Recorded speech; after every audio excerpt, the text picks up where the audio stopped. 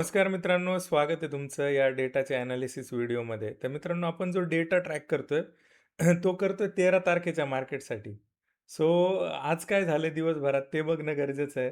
पण प्रॅक्टिकली काही लोकांनी अपील केलं होतं, की 12 तारीख जी आहे, ती नो ट्रेडिंग डे असला पाहिजे. ओके. सो मी तर वैयक्तिक पाळलेला आहे नो ट्रेडिंग डे. कदाचित काहींनी पाळला असेल, नसेल पाळला. तर हे एक जस्ट अपील होतं. आय होप कोणी केलं, नो केलं तर इट्स ओके. तो काही प्रॉब्लेम नाहीये. पण मित्रांनो, जर असं काही होतंय म्हणजे आपण एखाद्या दिवशी जर ब्रेक घेत असू, तर ते एक इंडिकेशन आहे, की आपण एक सायकॉलॉजी किंवा जी ओव्हर ट्रेडिंग ट्रेड करायचाच नाहीये किंवा काही आहे, तर आपण त्याला कंट्रोल करतोय. ओके. सो हा एक पार्ट आहे. तर तो थोडासा मी आज पाळण्याचा प्रयत्न केला. डेटावरती काय चेंजेस झाले ते बघणं इम्पॉर्टंट आहे. थोडंसं डायरेक्शन निगेटिव्ह होतीच. काल व्हिडिओ टाकायला जमला नाही, तर मी ग्रुपवरती डेटाचा स्क्रीनशॉट टाकला होता. तर रेग्युलरली स्क्रीनशॉट पण देणं शक्य होत असेल तर मी नक्की देईल.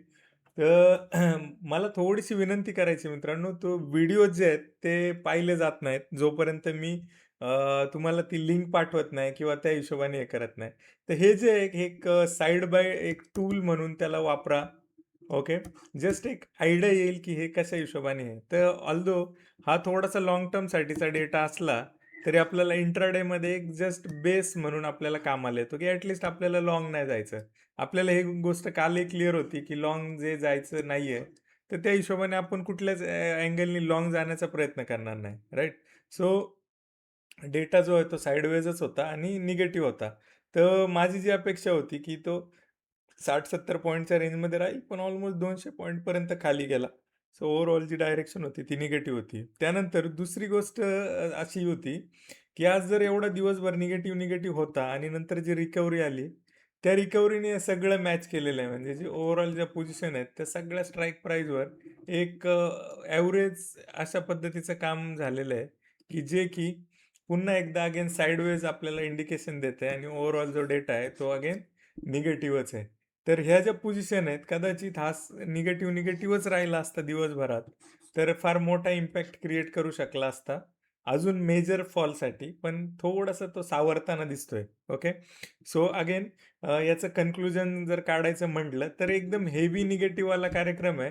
तो थोडासा अजूनही मिसिंग आहे. एकदमच जो 200-500 वाला जो 500, 300, 350 वाला जो मूव्ह आहे, तो सध्या तरी दिसत नाहीये. ओके. सो 9,00,000च्या पोझिशन ह्या पण एक फार हेवी पोझिशन असतात. व लाँग टर्मसाठी अजूनही जी लाँग टर्मची डायरेक्शन आहे ती कुठेही पॉझिटिव्ह होताना दिसत नाही. एफ-पी-आयचे जे डेटाज येतात, त्या डेटाजमध्ये पण फार हेवीली पैसे बाहेर पडतायत. रिटेलर जो आहे, तो ॲड ऑन करत चाललाय. एफ-आयज बाहेर पडत चाललेले आहेत. तर हे जे मार्केट आहे एकदम रटाळवाणं आणि एकदम बोरिंग त्या ठिकाणी झालेलं आहे. पण ह्या बोरिंग मार्केटमध्ये सुद्धा मित्रांनो काही अशा गोष्टी घडतायत, की ज्या आपल्याला दिलासा देतील आणि फार छान पद्धतीने हे करतील. तर हे काही शेअर्स आहेत. या शेअर्सबद्दल आपण बोलत असतो, ग्रुपवरती अपडेट करत असतो. ह्या शेअर्समध्ये अशा काही गोष्टी घडतात, की हे लोकं वरती नेतात आणि खाली लटकवतात. हे सगळ्या बऱ्यापैकी अशा पॅटर्नमध्ये आपल्याला बघायला भेटतं. की हे वरती नेतात आणि लटकवतात. तर मित्रांनो हे जे वरती नेणं आहे, हे वरती कोणी नेलंय? हे काय ॲव्हरेज प्राईसला नेलंय आणि कशा पद्धतीने नेलंय? आपल्याला शॉर्ट जायचंय, तर शॉर्ट कुठून जाणार आपण? त्याचं गणित आपण त्या ठिकाणी शिकत असतो आणि हा जो स्मूथ मूव्ह आहे, हा स्मूथ मूव्ह आपण त्या ठिकाणी पकडत असतो. तर हे सेकंड फेजचे ट्रेड आहेत. 2 सेटअप आपण काम करतो. फार इंटरेस्टिंग आहे मित्रांनो. ह्याच्या पाठचे लोकं आपल्याला माहिती आहेत. ओके. बिलीव्ह मी, मी तुम्हाला सांगेल, की कुठल्या ॲव्हरेज प्राईसला त्याने बाय केलाय, ॲव्हरेज प्राईसला कुठला सेल केलाय आणि नक्की त्याला करायचं काय होतं. ओके. सो हे एकदम कंप्लीट इनसाइड गेम मी तुम्हाला समजवतो. अजूनही तुम्ही हा सर्व्हे कंप्लीट केला नसेल, तर हा सर्व्हे कंप्लीट करा. फार इंटरेस्टिंग आणि सरप्राईज गिफ्ट तुम्हाला मी देणार आहे याच्यामध्ये. ओके. सो अजूनही 300 350 लोकांनीच त्या ठिकाणी हे करण्याचा प्रयत्न केलाय. ओके. अजूनही मोठे रिस्पॉन्सेस आपल्याला अपेक्षित आहे. तर इंटरेस्टिंग गोष्ट अशी आहे, की माझ्या अपकमिंग जी बॅच आहे, अपकमिंग बॅच ओके. सप्टेंबरमध्ये जी प्लॅन होईल, अजून डेट्स फायनल नाही झाल्या. तर त्याच्यामध्ये मी 8 लोकांना फ्री ऑफ कॉस्ट एंट्री देईल आणि कंप्लीट गेम प्लॅन समजावेल. ओके. सो याच्यात एवढंच नाही तर अजून काही गोष्टी आहेत, की जे ट्रेडिंगचं जर्नल आहे ते देईल. एक कंप्लीट सेटअप जो लाँग टर्मचे सॉरी इंट्राडेमध्ये 20% शेअर्सवरती जातात. जे काही शेअर्स खाली जातात, की जे त्यातलं 3-4% मूव्ह आपण एकदम स्मूथ पद्धतीने कॅप्चर करू शकतो. लाँग टर्मचे असे काही शेअर्स, क्युपिड सारखा शेअर्स बघितला असेल, रोजच वरती पळतोय. ओके, तर काय मॅजिक आहे याच्यापाठी? काय सिक्रेट आहे? हा एकटा नाही आहे, असे बरेचसे आहेत. ते आपण लाईव्हमध्ये फाइंड आउट करणार, ना की कुठल्या हिस्टॉरिक गोष्टी. ठीक आहे? तर अशा हिशोबाचं हे कंप्लीट सेटअप आहे. तर त्यासाठी तुम्हाला जायचंय त्या ॲपवरती. ॲप अजूनही इन्स्टॉल केलं नसेल, तर ॲप इन्स्टॉल करा.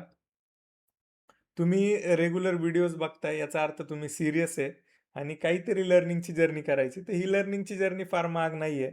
ही जर्नी आहे फक्त आणि फक्त एका ट्यूशन फी एवढी. तुमच्या मुलाच्या ट्यूशन फी एवढी एका महिन्याच्या. ओके. एवढी सिंपल साध्या ह्याच्यामध्ये लाईफ टाईमचं स्किल देणार आहे. पोर्टफोलिओ जरी साफ झाला ना, ॲटलीस्ट कचरा त्यातून निघाला, तरी खूप काही मिळवलं. एक 3 ते 4% जर लिव्हरेज जर मिळाला, तरी खूप झालं. अशा पद्धतीचं गणित आहे. याच्यावरती जा. काही इंटरेस्टिंग डिटेल देणार आहे. हा सर्व्हे कंप्लीट करा. सर्व्हे म्हणजे एक एक्झाम आहे. ही एक्झाम अशा पद्धतीची आहे, याच्यामध्ये असे सायकॉलॉजिकली उलटे-पुलटे क्वेश्चन विचारलेत, की तुम्हाला हे सगळं सारखंच वाटेल. याचं ॲन्सर राईट ॲन्सर कुठलं?